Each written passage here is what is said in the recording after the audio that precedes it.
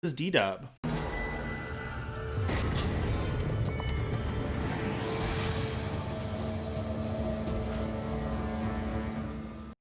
All right, welcome to round 4, everyone. Here we've got Slepher at the bottom of your screen and deedub at the top. What do you think of this hand for Slepher?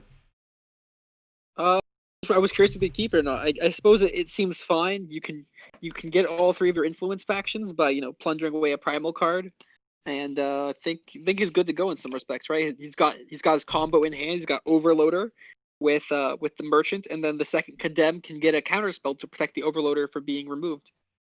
All right, and on deedub side, we're going to get the hand cams here in a second, but we've got 2 power, an Opum the Gemblazer, Bastion Gatekeeper, Pyrotech Explosion, Plate Grafter, and a Flameheart Patroller. deedub just loving these draft hands. I mean, is there anything better than a draft hand? All right, deedub going to start us off with a depleted power. Slepher drawing power is pretty good there because the deck does require, I think it's triple shadow, double fire, and then single primal. Oh, and drawing primal is pretty good too because I think that's most of the influence that he needs. Yep. And deedub going to draw a Builder's Decree for the turn. Now, that's all that deedub's got going on from the power standpoint. So, they have some 2-drops in hand, so it's not the end of the world, and they have a Plunder off the Gatekeeper, but, there's a Seat of Glory off the top. They're going to get out of that very, power very good. Plunder's pretty powerful. Every time I look at the hand, I'm like, oh, they're gonna be power screwed here, and then you just can't. Don't forget about the Plunder on these. It sure makes more competitive games for sure. Yeah, and Builder's Decree, as you said, is actually might be fairly relevant to this matchup because you can use it to delay the combo for 2 turns. And while that might not seem like a lot, if you play a 5/5 that delays the combo for 2 turns, that can just put enough pressure to end the game because a 5/5 is really good, and delaying the combo turns just might be enough. It's possible Slepher even takes that card because it's just so threatening to his game plan. Mm-hmm. All right, Gatekeeper, 3/1 body out on the board for deedub, but this exploit going to set up, and Slepher has a lot of answers in hand. They're not really worried about this 3/1 on the board. Going to really be thinking about future turns coming up here.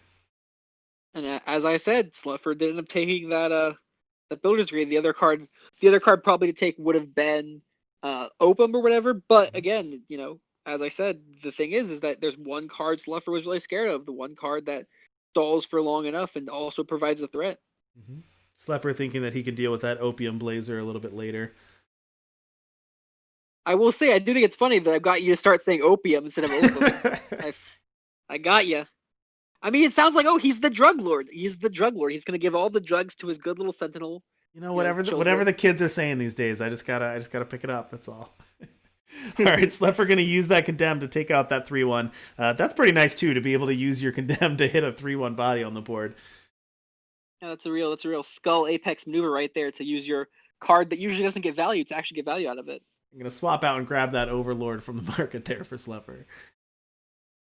Oh yeah, that makes sense. You that's the card you want, more or less. All right, Groundbreaker so here for deedub, but that Groundbreaker, we saw how that missed last game. I think I'm still Slepher, feeling the pain. Slepher just drew Machinations, so Slepher's 2 power away, 3 turns away from going off, right? Mm-hmm. So all Slepher needs to do is just survive. That's all that needs to happen. And they do have the Shadow influence in the Stonescar Vow. Does Slepher have any? Let me check their market. Do they have any way to get power to the market? Can they swap Permafrost for power? They cannot. Like they're not playing any Seek powers in the market. Looks like all interaction in the market. Yeah.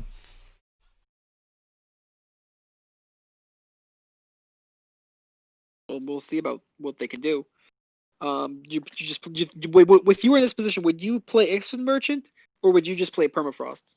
Or I guess you can't play Permafrost. Never mind. So I guess the answer is you play Instant Merchant or not. I'd play Merchant, yeah, probably, but I'm not I'm not in the tournament, but I think I probably would. Yeah. But you're also at 24, so I guess you've got plenty of time to work with. And here comes that Groundbreaker, 3/6 double damage. Doesn't need to gain life though, so I mean the thing is all Slepher needs is just a little bit of time. I think 2 rounds later, I'm still feeling that players can't gain life being a turn late, costing deedub that game potentially. Oh my really goodness, hurting. That was one. I know, just so close. Permafrost gonna knock that Groundbreaker out here. deedub, unfortunately, not really putting up any damage to Slepher. Here comes Opum. Well, Now there's some damage speaking of there not with putting up 7. Yep. damage, 7's a lot of damage because now you can only well, now you've drew the pyrotech, so you just need one more. Let's see. So If only Slepher had some sort of power in the market. yeah, so this is taking 12 next turn. You've also got the pyrotech explosion. Well, you can just play Smuggler and Yeah. Chump, which I think is what Slepher's going to do. There's the merchant. He swapped Pyrotech for Pyrotech, it looks like, or Looks something. like it. Yeah. I think that's what he did. Just to freak out deedub. Just to trick your opponent there. Curse of information. Okay, and this is Well, gonna use the explosion and knock Slepher down to 4. that's very game winning because now Yeah. even if Slepher had drawn power, Slepher wouldn't have had the life total available to play Overloader to Yeah. get the combo. And I just mentioned that deedub wasn't putting up a lot of damage, but it turns out that Opum pumping the 2/2 up to a 7/7 endurance and then hitting next turn, that deals a lot of damage in a hurry. Slepher gonna go out in style there. Some real skull apex maneuvers from both players. deedub making sure to put enough pressure on to prevent Slepher from actually comboing off, and then Slepher for having the style finish. Absolutely, deedub really putting on pressure when it mattered there. Let's see. That's game 1 now. So of course this is best of 3. Let's check while they're getting ready. It looks like Stormguard won game 1 1-0 over Ash Acer. And none of the other ones have reported yet.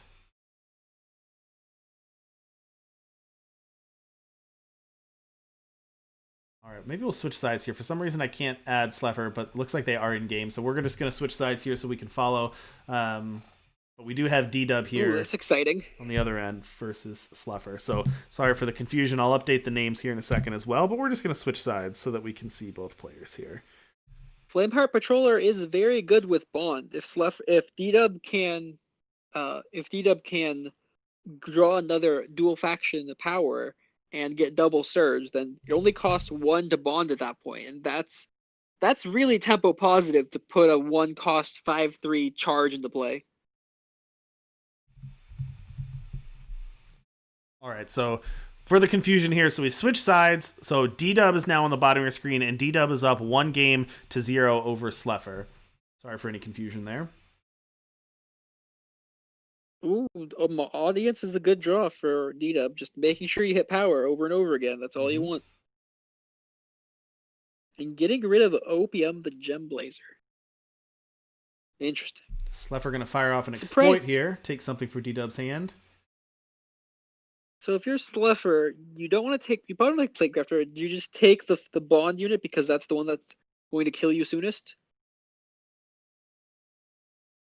What do you take? That's a here? tough call.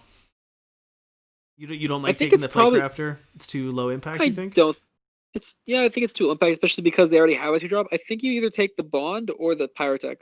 And it looks like he took the. I guess if you take the Patroller, you're sort of taking the bond unit at that point because the bond unit can't really get played unless you have the power and play to play it, right? So because the bond unit, for those who don't know, bond says that you can exhaust a unit, and this reduces the cost of the bond unit by the cost of the unit that's being exhausted by its attack. So if you exhaust a Plaguecrafter, it turns that into a 4-cost unit. And so because deedub's hand doesn't have any other units that could be bonded onto for anything cheap, I assume that's why Slepher picked that, because it means that deedub doesn't have any aggression at all because he can't bond his units out. So that was actually a pretty skull apex maneuver there that I didn't even consider. All right, so deedub's going to play out that Plaguecrafter. Slepher's going to play their 3rd power for turn. We don't have a look at Slepher's hand, so not sure what their options are here. But really just trying to stay alive and set up for the long game. So Slepher's strategy is really just hit all my power and don't die until I can force myself to get into the late game and win and combo out, essentially. Slepher's goal is just to get to turn 7, get to 7 power, and then win immediately. So we'll see if they can pull that off or not. So far, it looks like they're looking pretty strong game 2. But, deedub, as we've seen, deedub has the potential to just throw a bunch of power on the board.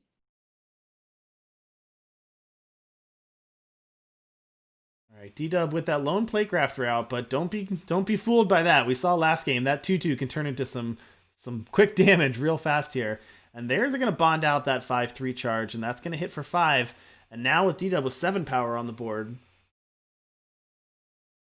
Ooh, and that permafrost is very good for Slepher because deedub was just about to, use this other card in the middle of his hand called Controlled Demolition to make that a 5/3 double damage regen, and that would put a bunch of damage on.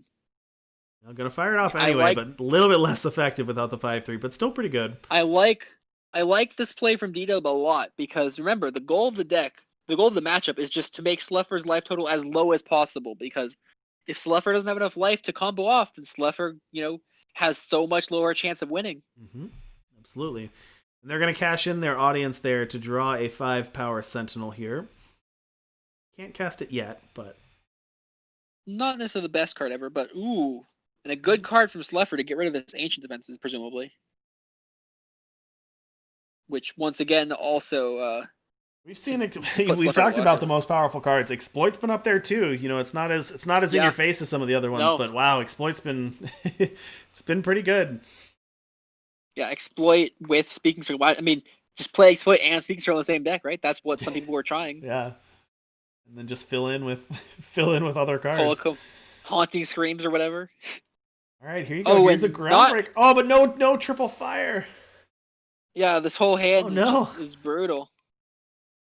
Oh, but you can give your thing flying. Oh, I like this. Yeah, just give it flying. That's pretty good. Pressure the damage. Flying. I like this because, again, Slepher doesn't have enough life to work with anymore, right? Slepher needs the life total to win the game, but Slepher can't. Slepher can't even use life to get that extra shadow that he needs because, again, he goes to 6, he dies immediately. And Builder's Decree is a great draw. There you go. That's going to knock Slepher down to 1. I don't know what card was chosen. Can you look at the Void? Yep, it was Overloader. Yeah, so Overloader means Slepher can't win the game this turn, which is why Slepher took it previously. Slepher going to go out in style once again, and deedub is going to take that one 2-0. So got to see that Rakano aggro deck and really turning on the aggro there, the Sentinels. Pretty good, pretty nice showing there by deedub for sure.